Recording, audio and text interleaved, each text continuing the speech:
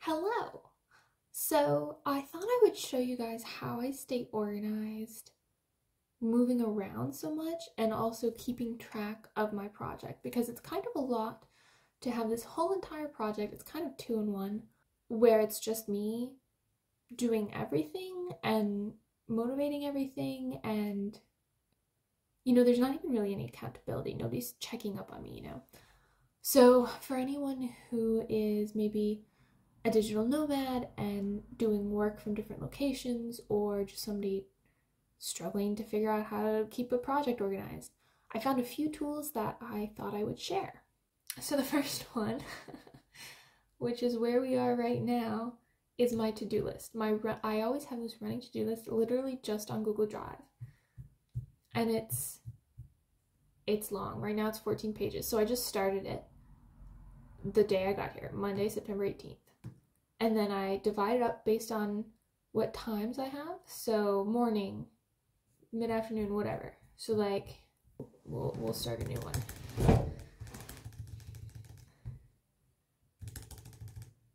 So I'll be like, okay, so I like to have the check mark boxes so I can mark things off when they're done.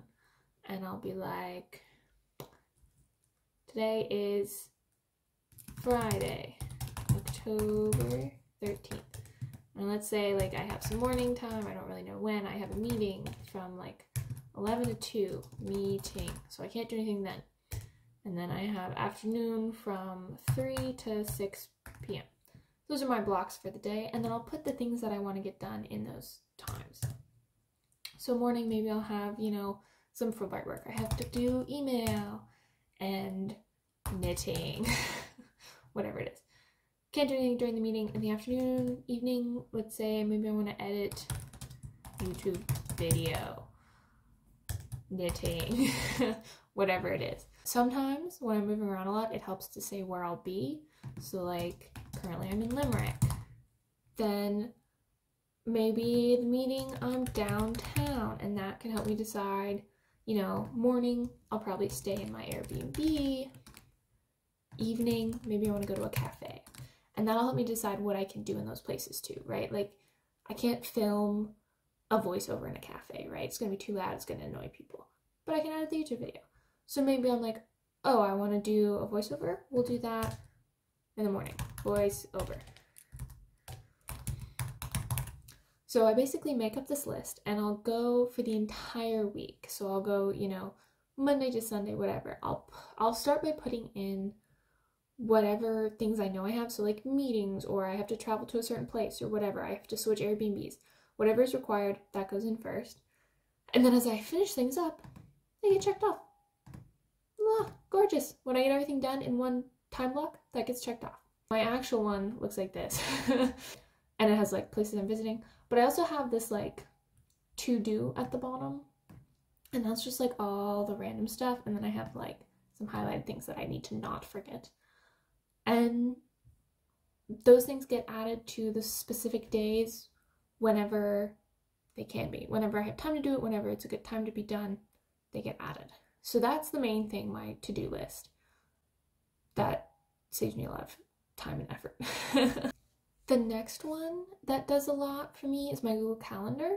So one of the important things that I'll put on there are like meetings. I actually don't have a ton of meetings on here. I've been putting those more on my to-do list, but when it's busy and I have multiple things in a day, then they'll go on the Google Calendar. But the main thing that I find helpful is putting where I'll be. So like I have Limerick from October 7th to 17th. And then I have Dublin from the 17th to the 20th.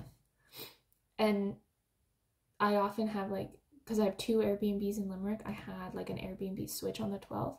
I have that marked down. I also have things in bright orange as compared to the peach if I don't know if I'm going to be there yet. If I'm still trying to decide, if I haven't booked things, whatever. So I'm trying to decide if I want to go to Waterford or Donegal one week. But I know that I have a Doolin hostel booked from the 27th, excuse me, onto the 1st. And then I'm like, oh, and then maybe we'll do Donegal this week. And so I find that really handy to just like mind map it out. But the main place where I figure out where I'm going to be is called my location plan. So my location plan is just another Google Doc. You could also do this in Sheets pretty easily. And it's just a table, and it has the date, where I'll be, in what place I'm staying, how much that cost, because I'm worried about the budget, what I need to do in that city, and then any notes. So like, I started out in Dublin for a week. I was in January, Dublin. It was hella expensive. And then I had a few things I had to do, people I had to meet, wanted to go to a knitting club, visit Fulbright headquarters. And then I was like, okay, yeah, I booked the hostel. And it continues on like that. Belfast, hostel, less expensive, doing things. Last night was booked separately because it's hard to get everything in one. Things like that. And then it gets interesting down here. So from the 21st of October on, not everything is planned out. So things that aren't highlighted are planned out. I have things booked, everything's situated. The things that are highlighted in yellow, I have an idea of where I may want to go, but I'm not sure yet. And so those ones I'm still trying to figure out, trying to decide where to go, what to book, etc. And that would be things that are on my to-do list. And then down at the bottom, I have a list of all the places I wanted to go. This is because I was looking for places that either had people I needed to meet or had good knitting history, and so I just needed to organize it somehow. And then I also had different things in each place that I wanted to go to, and I've highlighted the ones that I definitely want to go to still, like Donegal and Belfast, whereas like Kildare would be cool, but so far the only thing I've been told to do there is buy a yarn blanket, and I'm like, not necessary.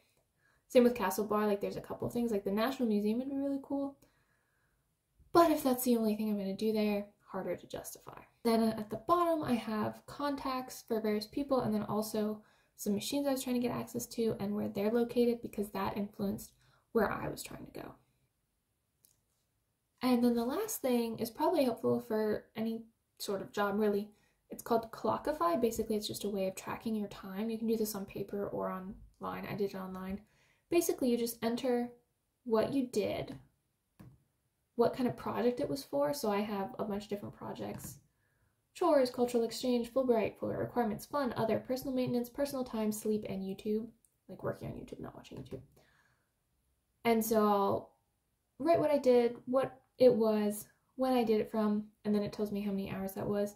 And you add it, and it'll show you the whole day. And I personally have been tracking like everything, like eating, sleeping, things that aren't just like my work, but you could also just plug in the times that you've been working on whatever you're trying to keep track of. And that way you can see how much you're getting done. You can see reports. So this one shows you like, so I've been sick this week, so that's what the gray is. But you can see sleep versus Fulbright is like all the big blue stuff. You can see your total hours. So far I haven't entered anything for Friday. Normally I'm pretty good and I'll enter it every few hours. But as of Thursday, you know, I had been sleeping for 46 hours. I'd done Fulbright stuff for 44. That was me being sick for 14.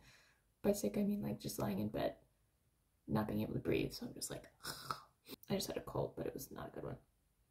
Doing chores, personal maintenance, that's like shower, skincare, that kind of stuff.